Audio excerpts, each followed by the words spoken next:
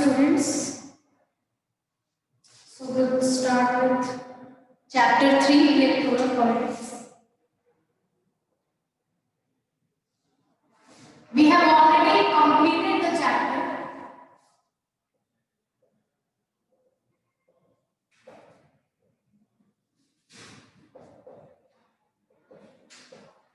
Now in this we already discussed what are the features for democratic election, right? And also we discussed how the elections in India are democratic, right?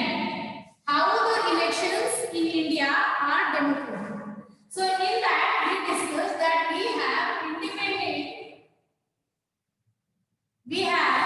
independent election commission. So it is free from any of the pressure from government, right? It is free from any kind of pressure from government. No political party can pressurize it. No government, the ruling government cannot pressurize it because it is an independent body having the specific powers, right? And that is why we can say that the elections in India are democratic. Now, also we have the popular participation. Also we have popular participation from the voters. In fact, the voters themselves work in the election activities like election campaign and all. Right? 1/3 of the voters, they themselves work for some of the political parties. So like this, if you see, the popular participation can be seen in the in India while elections. So if you see the if you see the turnout figures, you will find that the turnout figures of the voters are actually increasing, right? If we compare to other countries, in other countries it is decreasing. Turnout figure is the eligible voters who actually given the vote. Those are turnout figures. Yesterday in the previous class I explained that if there are 200 voters, so maybe some of them are not available. Some are not going to give the vote because they are in some different city. It is not possible to come and give the vote. And like that, some of the people cannot be available. So in that situation, in 200 voters, suppose 170 has given the vote, 30 has not given the vote, so 170 will be the turnout figure.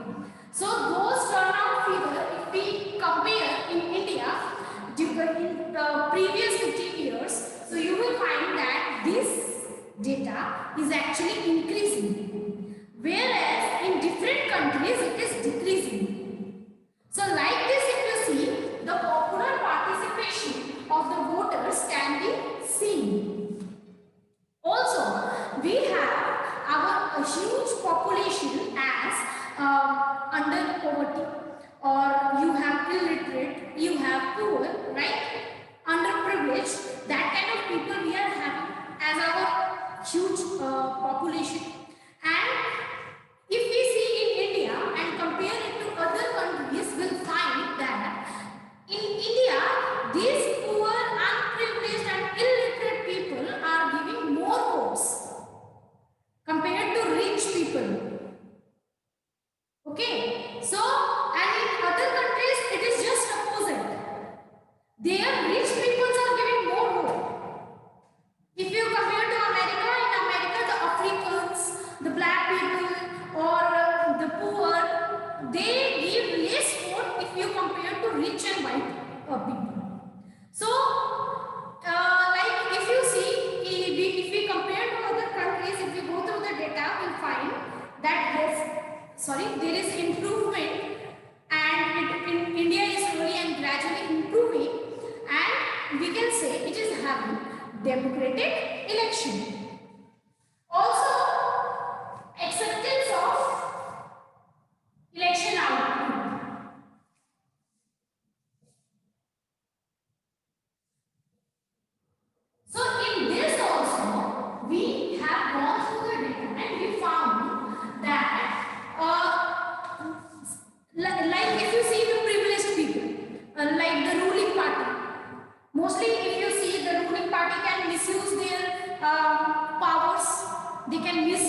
money of government for their own profit in election, and they can win easily, right?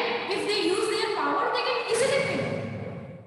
But we have gone through the data and we found no, in 3 elections, 2 elections have been loosened by the ruling party.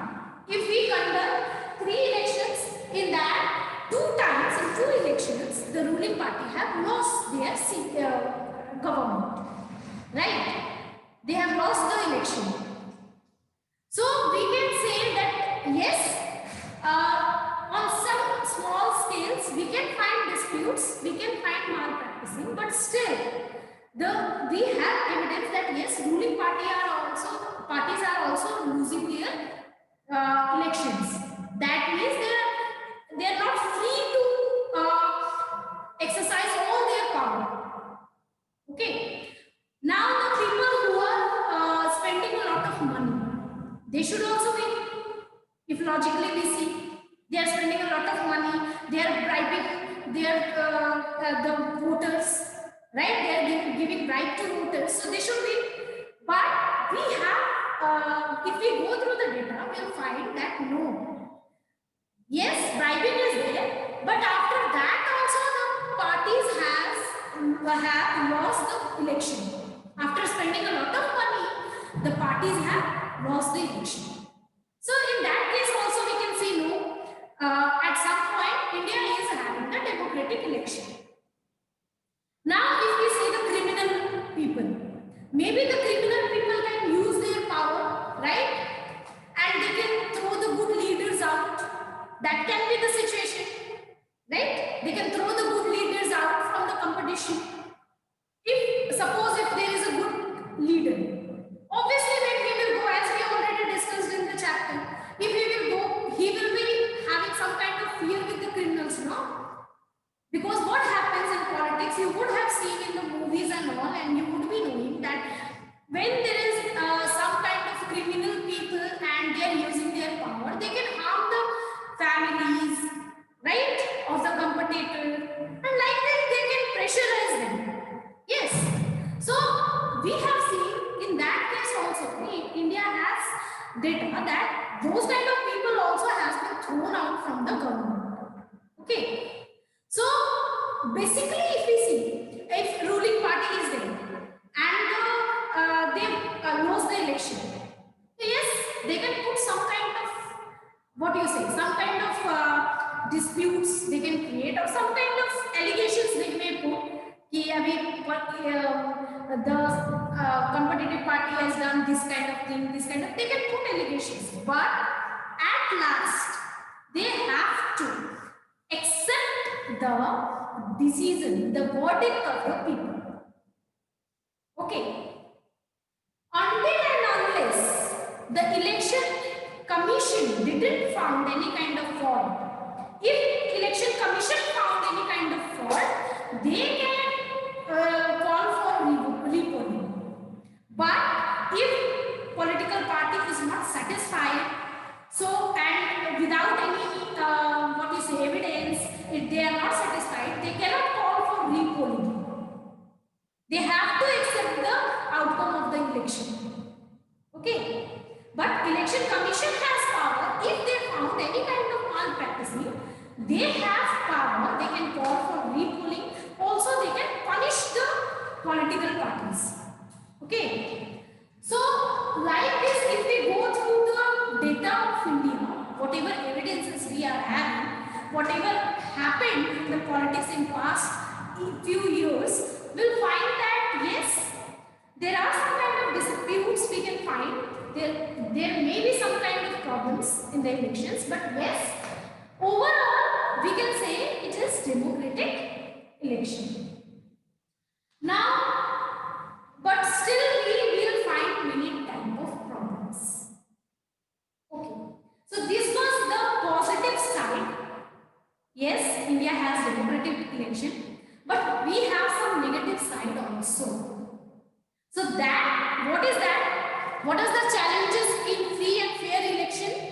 If we are going to conduct free and fair election, what are the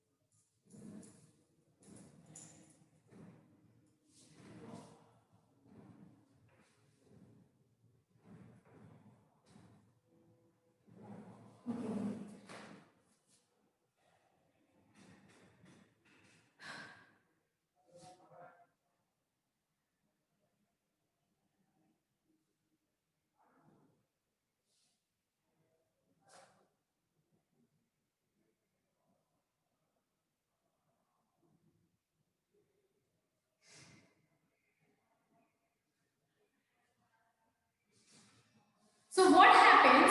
Just we discuss the positive side of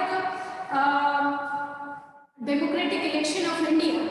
Now we have some of the negative side also. See, the people who are spending a lot of money, yes, they lose the election. The political parties, the candidates who are spending a lot of money, yes, we have evidence that we have data that yes, they lose the government. They are not sure after spending so much of money. It is not sure. It doesn't give surety to them that yes, we will win. Okay, they are not sure after spending a lot of money also. But still, by using a lot of money, they can actually trouble the smaller parties or the independent candidates. Yes, if they are spending a lot of money, after that also it is not sure that they will win. But yes, some kind of advantage they can take. They can take some kind of advantage. Like if you see, if I am not happy with the government, I have made my mind that I am going to give vote to some other party. But what happened? The candidate came to me and I am in problem. I am in kind of problem. I need money, and they have given me some money. Okay, and I need that money because I have some problem. I need it urgently, and that party, that candidate is giving me that money. So what will happen? I may take the advantage. I may take that money and give vote to that party. So what happened here?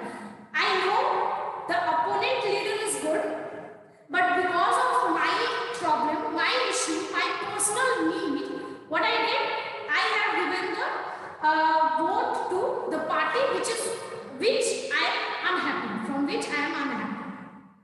So these kind of things happen. There are some uneducated people, illiterate people, they don't have that kind of knowledge. They don't have that kind of knowledge that what is going on, who is giving what. So what happened? The parties, some kind of the parties who are spending a lot of money, what they generally do, they give some kind of bribe to them. Like if you see the poor people are there, they will give them money, right? You would have seen that the parties giving alcohol, liquors to the voters. That kind of thing you would have seen or heard, right? So these things happen. Okay, and yes, it is not sure after doing all this they will win, but yes, they can trouble the independent candidates, and maybe this can manipulate some of the voters. Okay, so some of the voters can be manipulated, and maybe they will not able to take the correct decision, right? So if you see, this is a problem in free and fair electoral system. Spending a lot of money from the political party is a kind of problem. Yes, it is not giving surety, but yes, it is troubling. It is creating trouble for other independent candidates as well as independent candidates as well as the smaller political parties. Now the second thing is candidates having the criminal connection. We just discussed, right? The candidates who are having the criminal connections, like we have seen that yes, they have been thrown out from the government, they have lost the election, the criminal candidates, but still what they can do with their criminal connection, it is not sure that they can win the election, but yes, they can also trouble the small political parties and independent candidates. How they can do that? With their criminal connections, with their criminal reputations. I already told, they can harm the family of the candidate, they can harm the candidate itself, right? So that kind of thing can be done. So if you see, this is also a free and this is also what do you say, problem for free and fair electoral system. Next we have some of the political parties, what they do. They distribute their tickets to the families. So this is also a big problem. Some of the big political parties, what they do, they distribute the tickets to their family members, whether they are capable or they are not capable of doing that. See, what is there? If there is a leader, it doesn't mean that his son, his daughter will also be a good leader. Is it there? No. It was there in the monarchy that a king's son will be the king. Yes, but it is not there in the democracy. Democracy means eligible person. That eligible person will be elected by people, right? But those political parties who are giving the tickets to their families, they are actually taking the, what you say, opportunity from good leaders, right? There may be good leaders who can get the chance, but what they are doing, they are giving it to family, whether they are capable, whether they are not capable. Can anyone give me the example of this? Can any one of you give the example for this? Everyone would be knowing this. I'm waiting for the answer. Be quicker.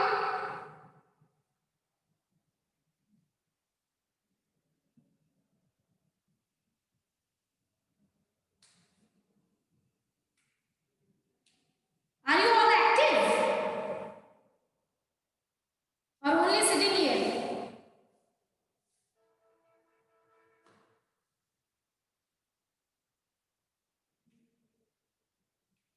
So what happens? Okay, Aman Singh has given answer. Lalu Yadav provides ticket to his brother-in-law. Yes. Yes, that is also there. Why have you not taken the name of Congress? Okay. So tickets has been distributed among the families, whether they are capable or not capable. So this also is a kind of what you say. See, in democracy, basically there should be something to choose among, right? And that's what, if the candidates are of same level, same intelligence, same capability, then there is competition, right? If there is no candidate, if there is no standard among the candidates, obviously only one will be there and you have to choose them. So that is, you say, fake candidates, fake options. That is a kind of fake options. Options are there, but that is useless. You have to go with one, right? So that kind of situation comes when tickets are not given to the eligible people. Okay. So like this, if you see, the smaller parties and the independent candidates, they suffer because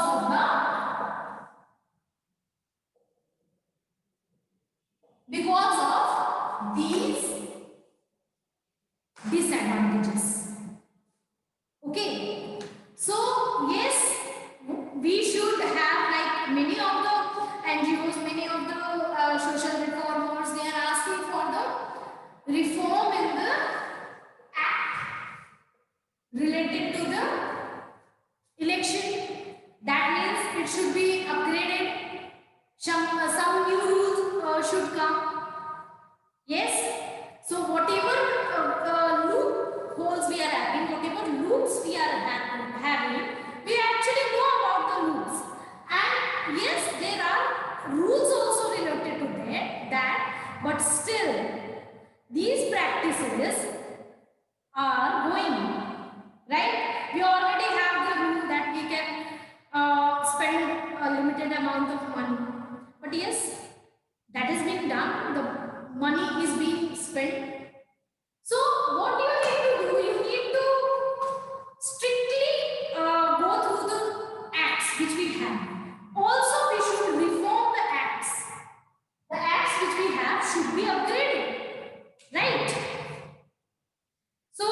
what kind of reform you can suggest? Can anyone suggest any kind of reform? What should we do? What kind of reform we should bring? Can anyone suggest?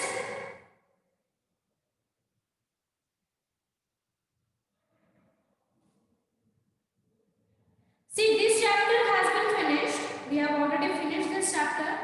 Okay. So, we only had this much left. Education system in Bihar. Okay, Aman is saying education system in Bihar should be improved.